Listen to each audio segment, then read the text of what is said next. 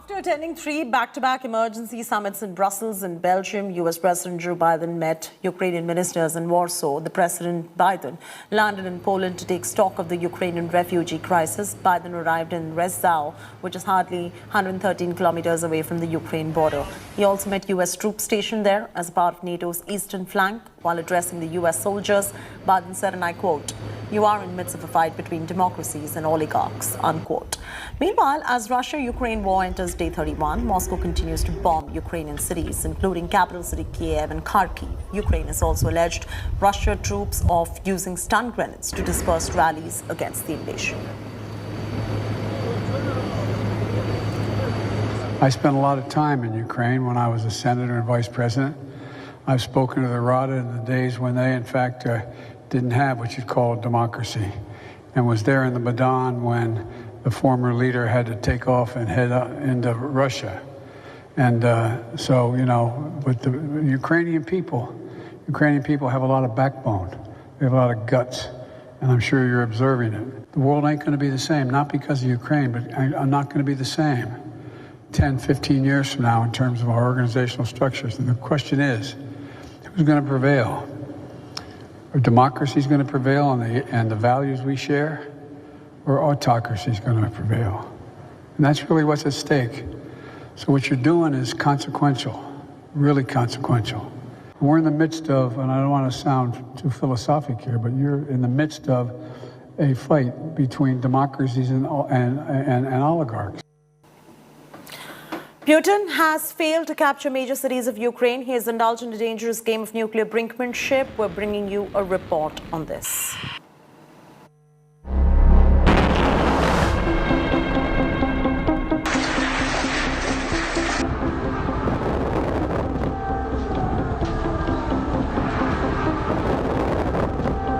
Ukraine is bleeding and fighting, second month into invasion war. While Russia has failed to capture major cities of Ukraine, it has indulged in a dangerous game of nuclear brinkmanship. It has now emerged that Vladimir Putin played out a major act of nuclear blackmail. Just hours after putting his nuclear forces on a special state of alert, Moscow had escalated its nuclear posturing. Several Russian submarines capable of carrying 16 ballistic missiles each had sailed into the North Atlantic. In a clear message, an act of nuclear muscle flexing. According to reports, Russian President Vladimir Putin sent the nuclear submarines into the North Atlantic one day after issuing a chilling threat to the West. European media reports, however, suggest that this was mere posturing rather than a genuine nuclear threat. Since then, the submarines have returned to Russian bases. But not before spooking nuclear watchers in the West. Putin has the world's largest stockpile of nuclear warheads, thousands of which are thought to be tactical and designed to eliminate enemy targets in a specific area without causing widespread devastation.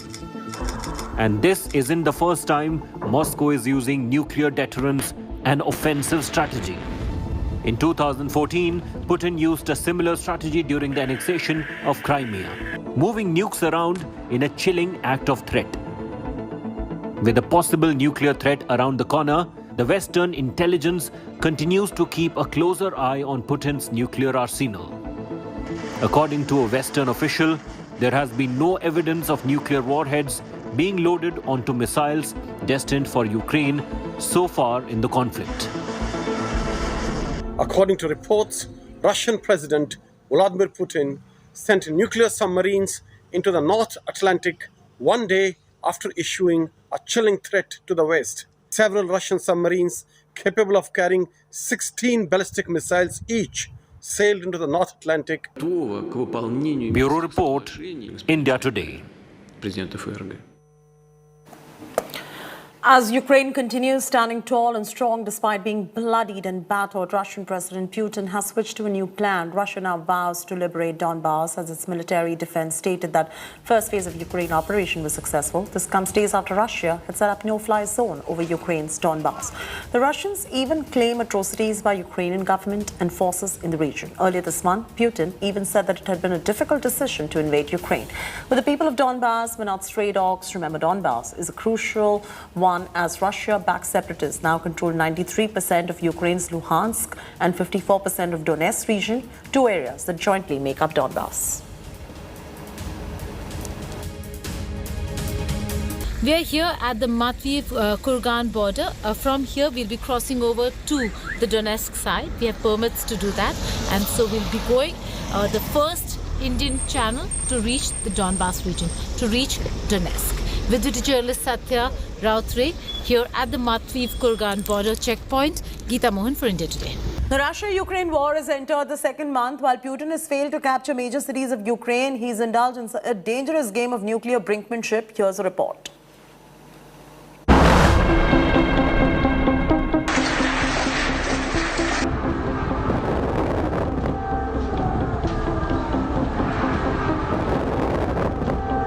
Ukraine is bleeding and fighting. Second month into invasion war. While Russia has failed to capture major cities of Ukraine, it has indulged in a dangerous game of nuclear brinkmanship. It has now emerged that Vladimir Putin played out a major act of nuclear blackmail. Just hours after putting his nuclear forces on a special state of alert, Moscow had escalated its nuclear posturing. Several Russian submarines capable of carrying 16 ballistic missiles each had sailed into the North Atlantic. In a clear message, an act of nuclear muscle flexing. According to reports, Russian President Vladimir Putin sent the nuclear submarines into the North Atlantic one day after issuing a chilling threat to the West. In 2014, Putin used a similar strategy during the annexation of Crimea, moving nukes around in a chilling act of threat. With a possible nuclear threat around the corner, the Western intelligence continues to keep a closer eye on Putin's nuclear arsenal.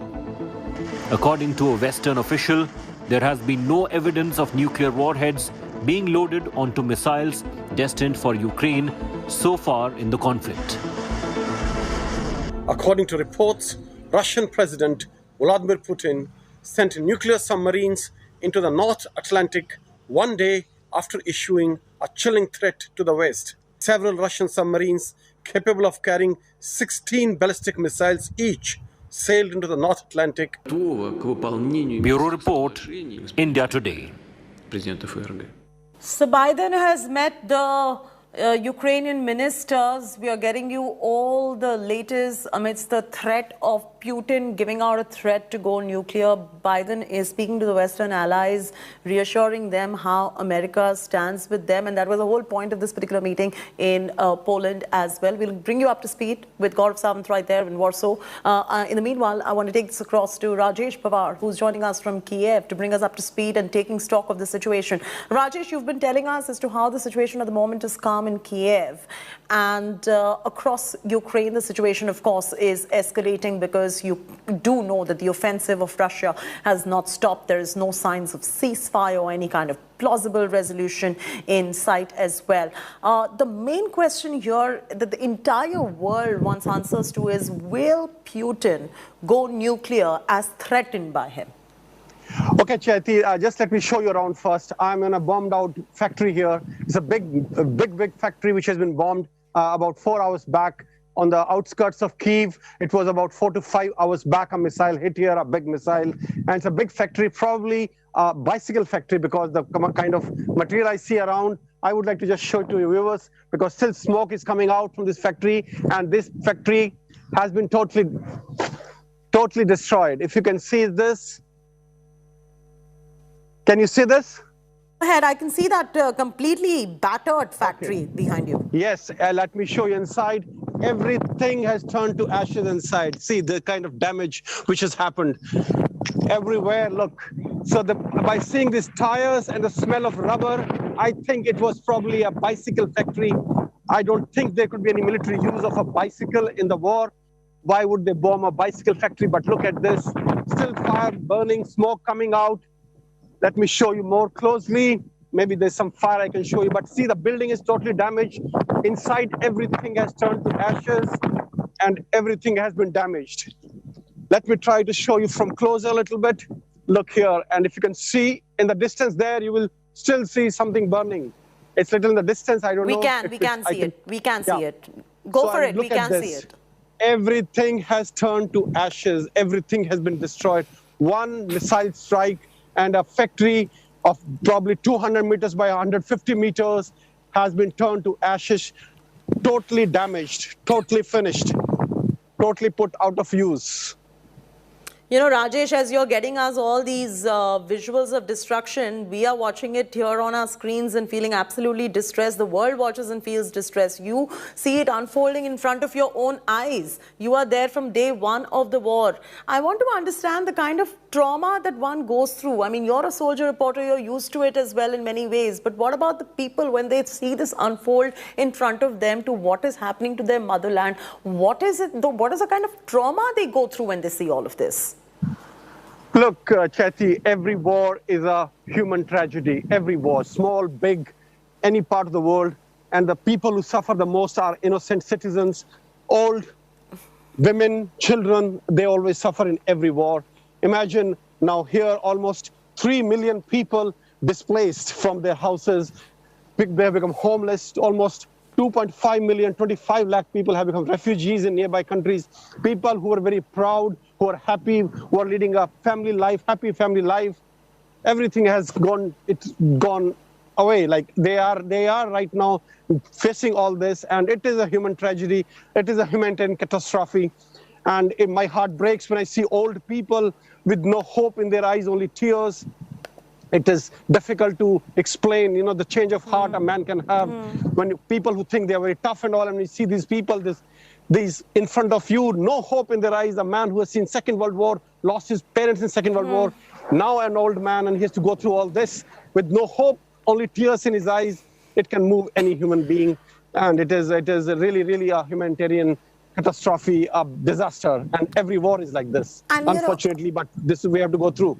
Yes, and you know, while we see that, you know, the first round of invasion, and as Russia also puts it, the first round of military operation is concluded and the second round is to begin now, is worse to be anticipated now from this war, as you also can show us the kind of destruction and devastation around you? No, Chetty, I don't think so. It will be much worse because I think Russia has achieved its military aims. The military objectives which Russia wanted to fulfill in this war, they have already achieved it. I will name them. One, to cut off Ukraine totally from the sea, they have achieved it. Secondly, to have complete area of Donbass, that is Donetsk and Lugansk Republic, which was only 30% in their control or under the control of militia backed by them. Now they have it almost 95%. They have the city of Mariupol, which was a prize catch. Then they have Kherson, which was needed to supply water to Crimea. Imagine they had to put a 100-kilometer long pipeline from Russian mainland to Crimea to supply water. And now they will have Kherson, from where water can be supplied to Crimea, the biggest naval base Russia has over there. So and they are now surrounding Kyiv from all over. So second phase of this military operation will be about consolidation. Second phase will be consolidation phase because they have enough territory, enough value targets, and the city they wanted already under their control. They have been able to cut off Ukraine totally from the sea and from the air, and they can monitor any movement coming from the land. Anything moving from Ukraine now will be under Russian surveillance and will be hit with precision missiles. Chetty. Yes, absolutely. And once again, my producers are also insisting that you show us the kind of devastation around you once again. If you could just do that for our viewers. Our producers insist that you show us those visuals. Let the world be witness to what is going on in Ukraine right now. First on India Today, exclusive visuals by soldier reporter Rajesh Pawar, who's in the eye of the storm, bringing you all these visuals. Over to you, Rajesh.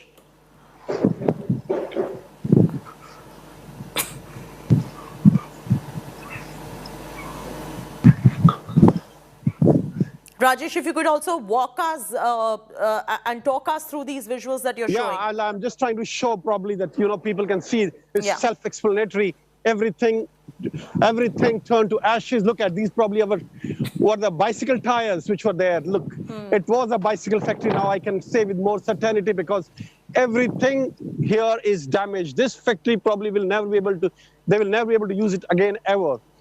The shed, the building, the infrastructure, the physical structure of the factory, everything inside, the machines, everything has been destroyed, turned to ashes. Look at this.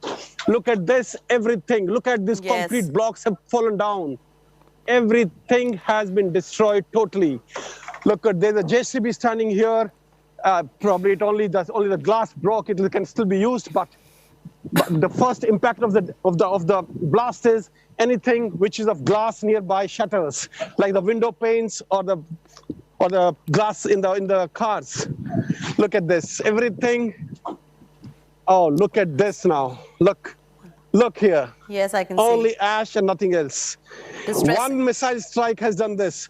So you can see the impact of these missiles, the kind of warhead they carry. It's conventional warhead, but the destructive capability these missiles have is tremendous. Look at this. Yeah, certainly, you see these chains, bicycle chains, they were certainly a bicycle factory. Yeah. And this was probably the storage of the finished product where cycles which were made were stored here. And this is, look, even metal has melted there. Very, very distressing visuals that are running first here on India Today. It is an India Today exclusive right from the eye of the storm. This is in the capital, Kiev, where Rajesh Pawar has been risking his life, getting you all these visuals as well. Rajesh, before we let you go, I have one question. Yes. This is 15 kilometers away from Kyiv city. This is very close to Irpin, the area which is held by the Russians right now. And Ukrainians are trying to launch some kind of So what is the counterattack. exact location, Rajesh? What is the exact location? I don't know the name of the place, but it is very close to Irpin, and it is a little away from Kyiv city, about 10 kilometers, if not 15, away from Kyiv city. So this is on the outskirts of Kyiv. You could say. Yeah. Between Irpin and Kyiv, you can say. Yes, yes. And Rajesh, before we let you go, I have one last question for you. Are you okay? Yeah, of course, I'm fine.